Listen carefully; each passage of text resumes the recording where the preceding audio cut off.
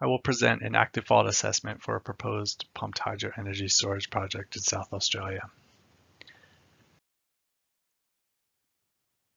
The presentation will present the project background, briefly touch on ANCOLD earthquake guidelines, present the geologic setting of the site, and then step through the fault assessment, including a depth study, preliminary geotechnical investigation, paleoseismic investigation, and then follow up with conclusions. The fault assessment will support the reference design for the Cultana pumped hydro project in 2018 and 2019. Ultimately, that project did not go ahead, but we feel that the lessons learned from this assessment will help other siting dam and hydropower projects in Australia in consideration of faults.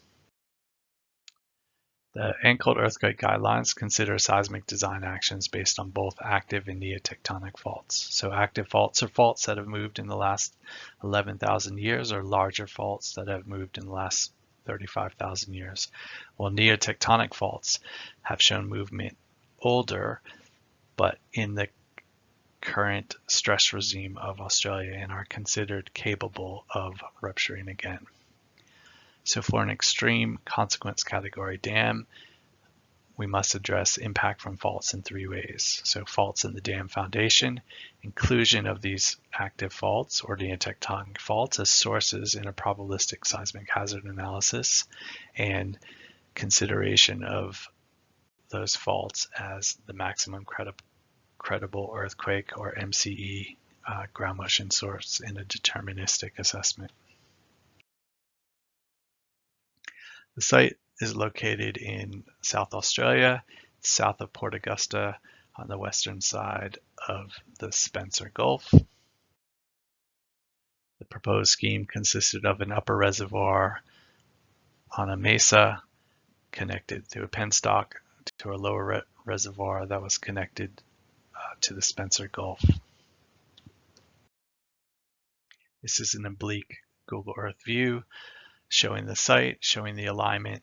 This is the location of the upper reservoir on the mesa. It's about 200 meters above the lower reservoir. The geology of the site consisted of old Neoproterozoic bedrock. The upper mesa is consists of erosion-resistant quartzite, capping some shale, and then as we step down the mesa over to the Gulf, we have a series of older Pleistocene alluvial fans. This is an image showing the geologic map draped onto the DEM. We could see the upper reservoir, the penstocks, the lower reservoir here. Of note is a mapped fault from that map, and this is a normal fault associated with a dropped block or a sumped block of quartzite off of the mesa down onto the alluvial plains. The tectonic of the site is located here. The site is on the edge of Precambrian craton, just across from the mountain building zone of the Flinders Ranges. Here, this map is from Dan Clark from Geoscience Australia, and it's showing the Geoscience Australia database of known neotectonic features across Australia. So if we zoom in on that, we could see that there are neotectonic features mapped associated with the uplifting Flinders Ranges, and then there's a number of faults that are south of the site. But where the site is, about here, there are no faults within the database. So that raises the question, are there really no faults, or is just this an area that has not been assessed? One thing to note is that the site is actually located on a military base, and so that is considered potentially why there hasn't been more geologic studies out here. So our depth study went from review of published literature down to aerophoto interpretation.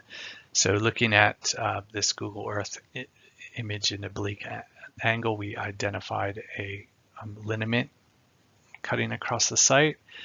We could see it cutting across some of the drainages here. Most of the drainages are west to east, straight down the mesa out to the Gulf, but we could see this the lineament cutting across it, and in fact it seems to deflect this drainage coming out of this notch, draining this way, and it seems to deflect it around. So from this we identified a lineament for further assessment.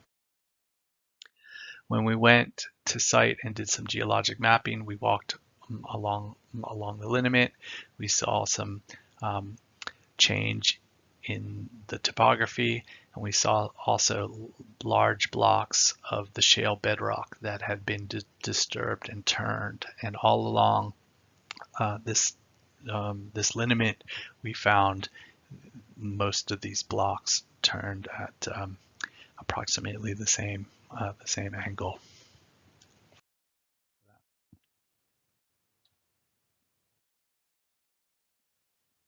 So following that, we initiated our geotechnical investigation. So note that we had not identified a fault at this time. The geotechnical investigation was to support the entire project. So we had targets considering the buried powerhouse and looking at test pitting for material reuse and borings for the penstock, but we also had borings that straddled this lineament to help us potentially identify it. The results of the drilling did conclude that that lineament was a fault, and we went from some weak sandstone rock crossed into a fault zone with disturbed rock, brecciated fault class here. And when we actually take these class out, we could see slick and slides or striations across that, and also see some secondary quartz mineralization. So we confirmed that we did have a fault. So at this time, after this initial geotechnical investigation, which was really trying to confirm broader geotechnical parameters for the design, we concluded that we had a fault, but we didn't have enough geotechnical information to characterize either the orientation of the fault or the age of the fault for it. So at this point, we were not sure whether we had an active fault, but conservatively, if we considered we did have an active fault, the fault was proximal to the dam foundation. We had some questions if there were some fault splays. We needed to include it in our probabilistic seismic hazard analysis, and we also had to consider it as a potential source for the MCE ground motions. And just to show what that comparison was, if we considered that fault as the MCE driving those ground motions, we had much higher design levels, which of course had implications to cost.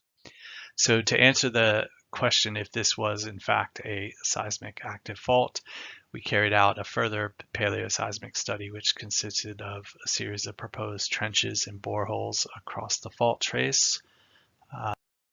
This is one of the trenches across the trace, which we mapped at detail at very large scale, showing the orientation of the bedrock and the relationship of those bedrock units to the younger overburden, and drilled through the hanging wall and the footwall, so drilled through the fault zone and got into the bedrock and drilled enough holes to confirm the orientation of the fault.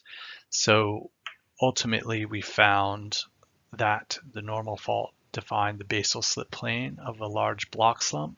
So this was a gravity-driven fault and not an active tectonic feature as per the initial interpretation.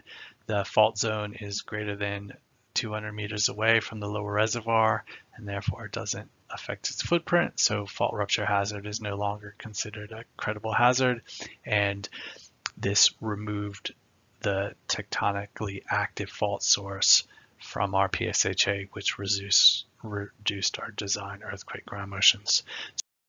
So if we get back to our initial depth study, basically we concluded that the fault that we had found was a larger version of this block slump, just buried underneath the alluvial sediments.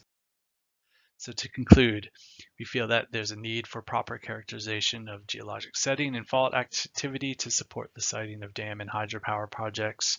The Geoscience Australia fault database is a starting point, but not a comprehensive record of active and neotectonic faulting, and site-specific fault assessments should be carried out by qualified engineering geologists with appropriate paleoseismic assessment experience.